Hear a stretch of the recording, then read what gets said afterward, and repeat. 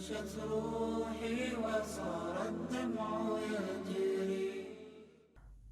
السلام علیکم ورحمۃ اللہ وبرکاتہ۔ ریڈیو HRDF میں آپ کا استقبال ہے۔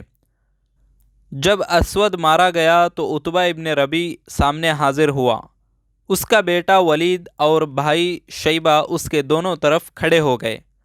عتبہ نے مسلمانوں کو جنگ کا چیلنج کیا۔ اس موقع پر کچھ نوجوان جو انصاری تھے چیلنج قبول کر کے آگے آئے۔ عتبہ نے ان کا مذاق اڑایا اور انہیں واپس بھیج دیا۔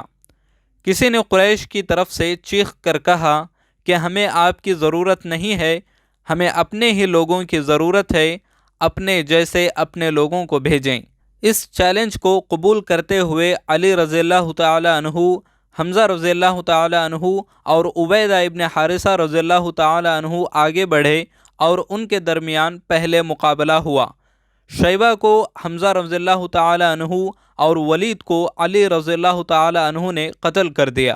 عتبہ نے عبیدہ رضی اللہ تعالی عنہ پر حملہ کیا تو علی اور حمزہ عتبہ کو قتل کرنے کے لیے آگے بڑھے۔ اسے دیکھتے ہوئے قریش کی فوج آگے آئی۔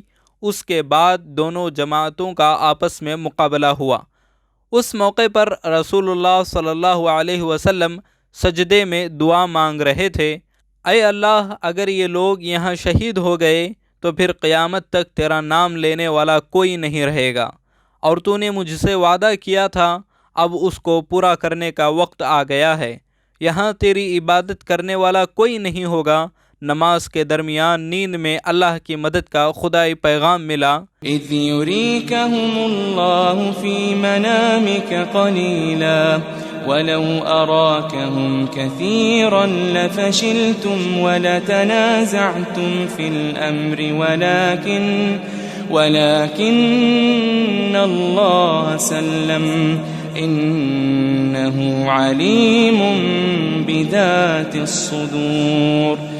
وَإِذْ يُرِيكُمُهُمْ إِذِ الْتَقَيْتُمْ فِي أَعْيُنِكُمْ قَلِيلًا وَيُقَلِّلُكُمْ فِي أَعْيُنِهِمْ لِيَقْضِيَ اللَّهُ أَمْرًا كَانَ مَفْعُولًا وَإِلَى اللَّهِ تُرْجَعُ الْأُمُورُ.